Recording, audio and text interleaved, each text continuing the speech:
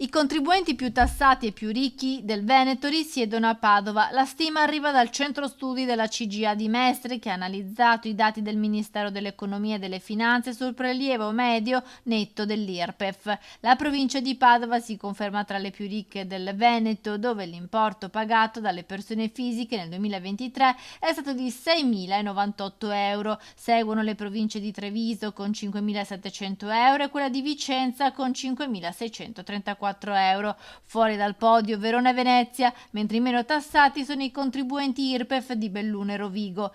In provincia di Padova i redditi sono più alti, da qui il prelievo fiscale più elevato. A livello nazionale lo scostamento tra nord e sud del paese si conferma molto rilevante. Nella prossima manovra finanziaria è indispensabile ridurre l'IRPEF al fine di sostenere il ceto medio, ovvero quel segmento della popolazione lavorativa veneta composta da liberi professionisti, funzionari, quadri, piccoli commercianti, artigiani e titolari di partita IVA, che più degli altri hanno subito gli effetti negativi delle crisi economiche che si sono susseguite negli ultimi 20 anni.